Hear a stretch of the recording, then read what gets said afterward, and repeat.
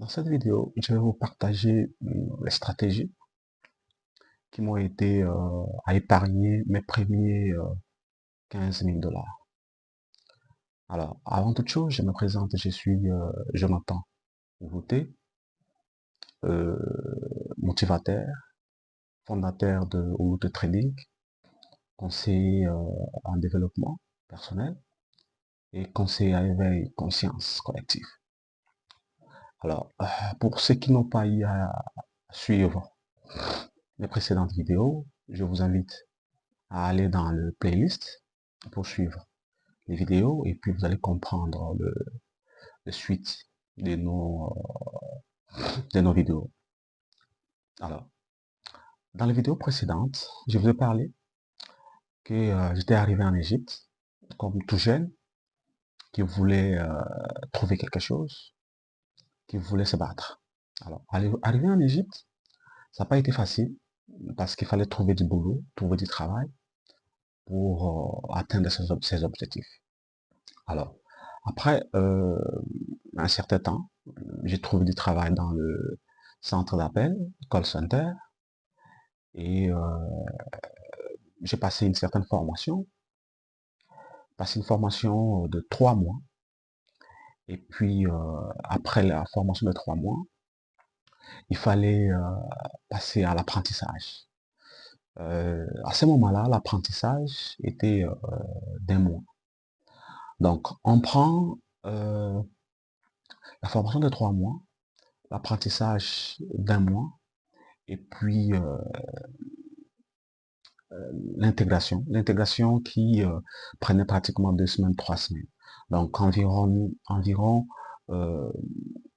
4 mois durant était considéré comme une période de formation. Et à cette époque-là, euh, j'ai touché environ 5, 3 à 5 000 livres, qui équivalait à une affaire de 150, 200 dollars, si je ne me trompe pas.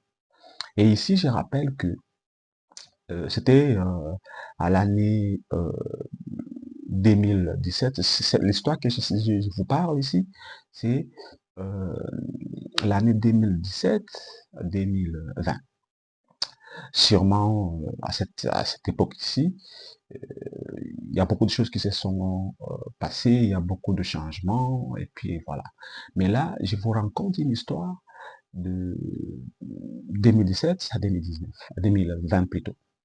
Alors, après avoir passé la formation, passé l'intégration, passé non, l'apprentissage, passé l'intégration, nous sommes montés à la production. Alors, parce que lorsqu'on dit qu'on monte à la production, c'est-à-dire que on commence réellement le travail. Alors, je vous épargne de certaines choses durant la formation. Peut-être que nous reviendrons sur ça dans une autre vidéo. Mais on passe directement au, au vif du sujet. Donc, alors, à la production, du fait que j'étais motivé pour trouver le gain du travail, euh, pendant un mois et demi, j'ai commencé à toucher environ 8 000 à 10 000 livres. 8 000 à 10 000 livres. À cette époque-là, c'était environ, ça pouvait être estimé à une affaire de 500, 600 ou 700 dollars. Alors, je me suis dit, ok, un jeune Quinois ou Congolais qui arrive en Égypte et qui veut réussir, qu'est-ce qu'il doit faire? Je me suis fixé un objectif, je me suis assis dans ma chambre, j'ai établi un programme de 2, 3 ans, parce que j'étais quelqu'un disant que à un certain moment, je devais rentrer euh, dans mon pays natal pour essayer de construire ma vie. Alors, je ne pouvais pas rentrer sans argent. Euh, alors, il s'est fait que en établissant un programme précis. Donc là, la première leçon que je vous donne ici, c'est que si vous voulez réussir dans la vie, il faut avoir un programme précis. Il faut avoir un programme précis. Parce que si vous n'avez pas un programme précis, si vous n'avez pas un programme bien établi, c'est comme un chien qui ne sait pas là où il part. C'est comme quelqu'un qui monte dans un taxi, dans un transport, et il ne sait pas où aller. Donc, il faut établir un programme. faut établir un programme, il faut bien déterminer ce que vous voulez faire. Alors, assis dans ma chambre, j'ai établi un programme de 3 ans, 10 ans, comme quoi, au bout de 3 ans, je dois rentrer au pays et essayer de construire ma vie.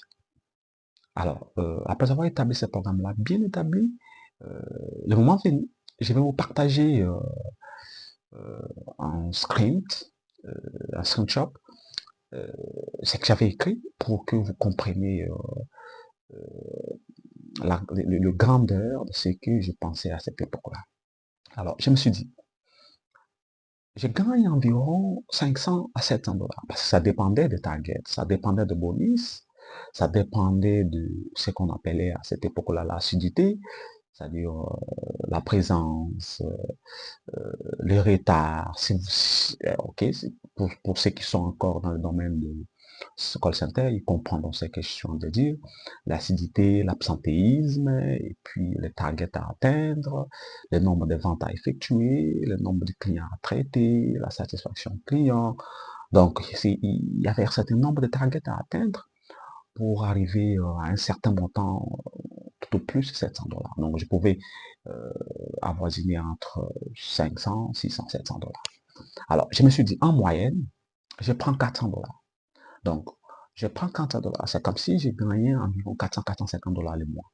Ce qui fait que dans mes objectifs établis clairement, sur un bout de papier, sur un carnet que je garde jusqu'à aujourd'hui, la dernière fois, je montrais à ma femme, qui était ma fiancée, et puis on s'est rigolé disant, dans la vie, il faut avoir un objectif et puis l'écrire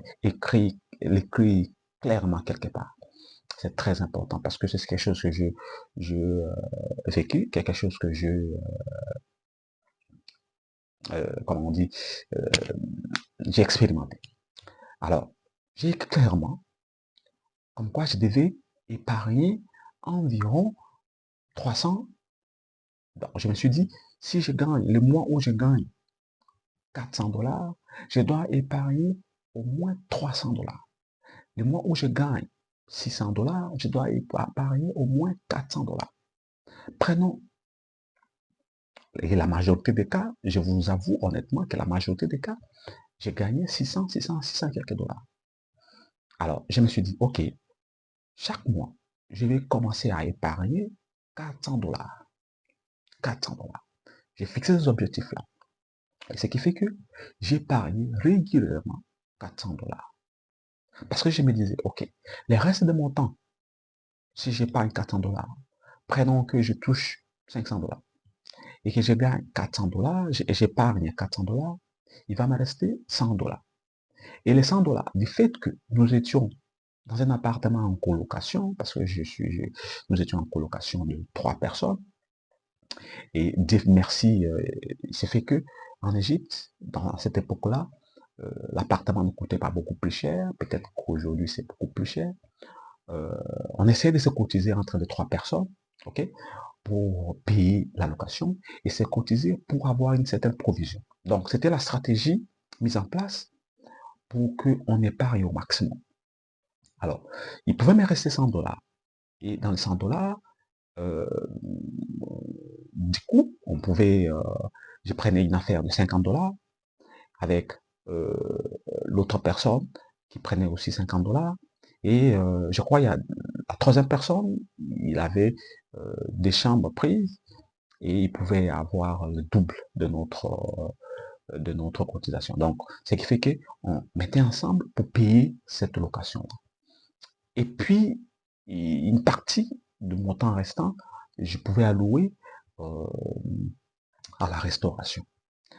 Et voilà. Donc, ce qui fait qu'il y a d'autres mois, si je pouvais gagner au-delà de 600 dollars, j'ai pensé effectivement à épargner mes 400 dollars et s'il me restait 200 dollars, enlevant le montant de, de loyer, il me restait un petit moment, et un petit montant plutôt, pour acheter,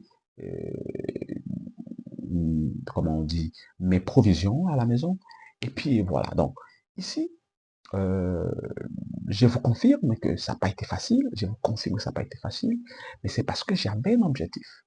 Parce que, et c'est vrai que peut-être d'autres personnes diront, mais comment je m'habillais, comment peut-être, est-ce que je sortais pas euh, pour cette ambiance? Non, non. Parce que lorsque je suis arrivé, j'avais, à un certain moment, j'ai eu un peu d'argent lorsque je faisais la formation d'intégration, tout ça, un petit montant, que je me suis attribué ou je me suis acheté un certain nombre d'habits, un certain nombre de chaussures. Et je me suis dit, OK, avec ça, je peux faire une telle, comment on dit, je peux faire un tel moment. C'est-à-dire, je me suis dit, OK, j'achète l'habit, j'achète les chaussures et je pourrais l'acheter après peut-être 2 ans ou une année et demie. C'est comme ça. Donc, durant toutes mes périodes d'économie, durant toutes mes périodes d'épargne, je n'ai jamais acheté quoi que ce soit. Parce que je me disais, OK, je sors le matin, je pars au travail et je rentre plus tard. Et c'était tout le jour. On avait soit samedi, dimanche comme le jour off, et on était à la maison en train de se reposer. Donc, c'était pas difficile de sortir régulièrement. Donc, euh, je pouvais pas m'acheter de belles vestes ou sortir avec une copine. Non, parce que c'était pas dans mes objectifs. Et puis, je les mettais tout à côté. Donc, ici, la leçon à tirer, c'est que vous devez être déterminé. Et vous devez éviter euh, ce que les investisseurs appellent les choses passives. Il faut éviter les choses passives lorsque vous êtes en moment d'épargne.